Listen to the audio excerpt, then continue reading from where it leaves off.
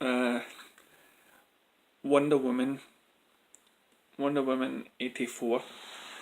It's funny, especially for my generation. Right, we all sort of sussed out that it was going to be in the 80s. There was always talk about the Cold War and stuff. But I mean, I grew up in the 80s, and I didn't really like it back then. But now it's like nostalgia. I didn't like the music of the 80s, put it that way.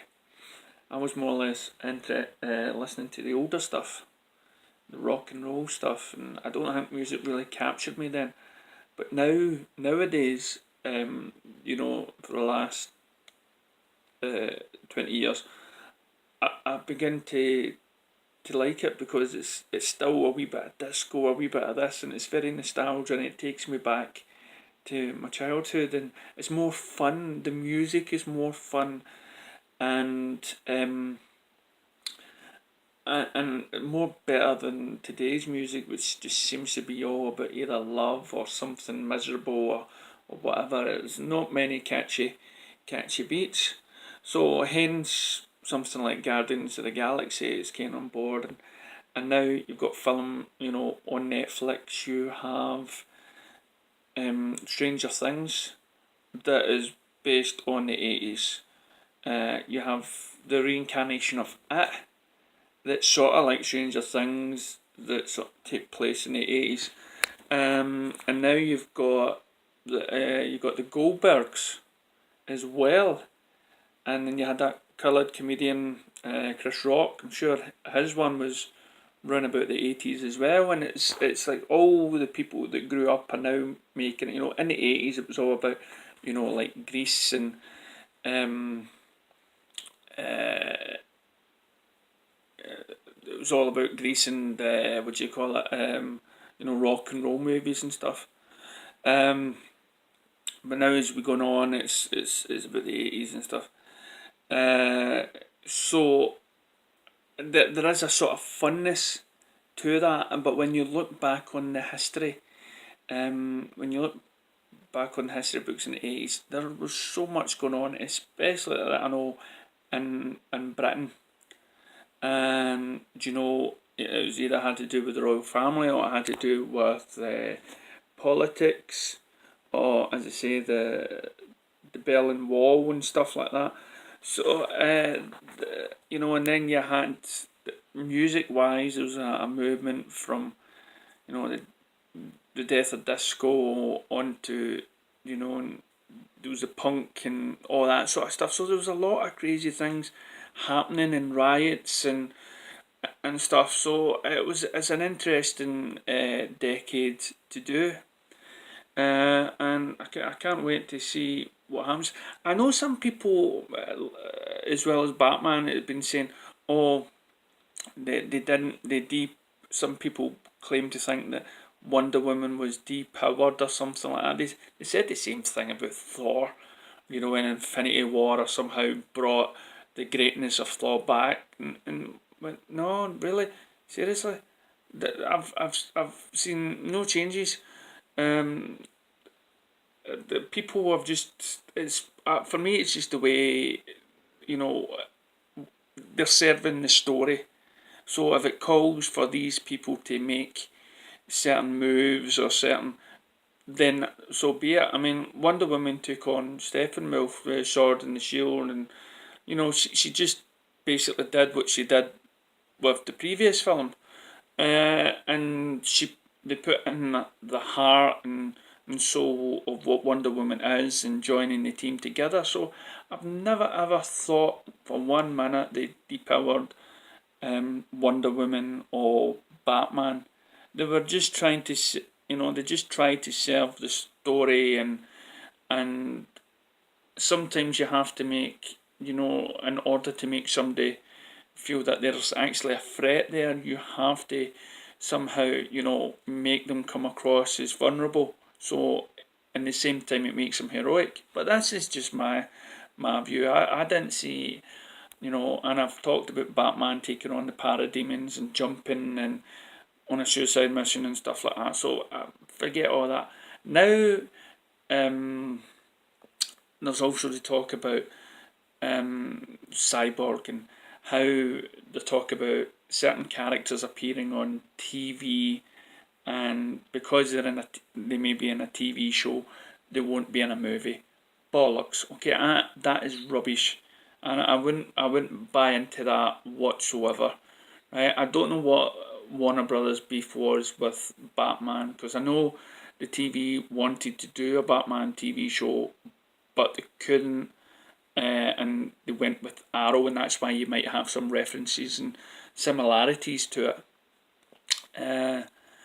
But but this is the problem. People complain, okay, because you have a Batman on TV and you have a Batman on the movie, in the movies and stuff like that. But that's never to say that there's two incarnations. They can easily be two incarnations from the TV to the movie. And you get these clickbait sites now that are coming out and just saying, oh, Cyborg is going to be on the TV, and so that means his film is cancelled. Oh, what a short life he had. Rubbish. Okay? That is rubbish. He could appear on any one of these movies, and if he's appearing on a TV show, then hello, he's already appeared in about 2 Justice League, and he was featured in BVS, so the public will already know. And also he was in the TV show Smallville, and then he appears in Justice League. It's got nothing whatsoever. There is no sign or anything like that, and I would take whatever these websites claim to be as just garbage.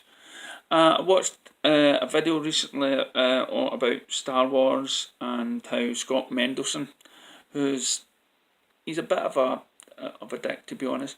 I especially comes across quite a bit as a sort of biased DC hater, and I think he talks through his butt cheeks, and he has been calling fans who, he's been backing these Star Wars movies and saying that the world has become sexist and men, and it's all to do with white man or something like that. Just rubbish. It just calls them out, and I'll put a wee link to the video at the end of this roundabout here in just a little second. But that just proves my point, what I mentioned before. You pick your own critic, and then you listen to them. Okay, find somebody that you majority agree with all the time, and that's all you really should be listening to, not another 5 or 6. It's like listening to a friend who gets you, So I've got now, I've got high hopes for Wonder Woman. It was no big surprise. Everybody's making a deal as it Wonder Woman 84, and that's not a bad name, because really, for a woman that's lived for so long, you want to see what she did in all those missing years. And not only that, because it's said in Justice League that she wasn't, Bruce Wayne said to her, nobody's ever heard of you. Well, this kind of shows that she could be undercover for most of the film, and we see more of the Diana Prince or whatever. We even see a new 52 look to her. A wee bit of spy in Berlin or espionage with Cheetah being maybe Russian or something. I don't know. I don't know Cheetah's backstory too well, so I may be way off there. But no, it'll be interesting. Also, I'm trying to think of what all the other news came about. Yeah, I mean, somebody mentioned in my last video, about Zach. He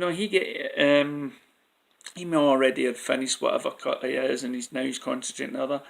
And there's always that talk, oh, is he finished with the DCU? And he's not. He's still certified as producer and whatnot. And there's so many hate about this guy when you have people like Weinstein or whatever his name is, up on some rape charges, and Zack Snyder's always portrayed strong women and strong African males and whatnot, and you've got stupid people that bring them down. It's idiotic to listen to these people. So this is just my thoughts of what's been happening so far. For all those new subscribers, thank you for liking and listening. As I say, I'm not here for a factual thing. I'm just here. I press record on my phone whenever I feel like I have to get things off my chest. Okay, please check out the page DC Fan Gives Hope on Facebook, where I spend the other majority of my time creating posts and trying to create positivity for that as well. And also check out hailthevillains.com, and because you like this YouTube and the Facebook page, you get, by putting in DC Hope as a password on their website, you get 15% discount. Thank you for watching, and yeah, DCEU is again, I feel very hopeful for it. Just December for Aquaman is just too far away, and hopefully we'll see something after Comic Con. Comic Con is, again, thanks to Warner Brothers, one of the most anticipated things that I'm looking forward to this summer. Thank you.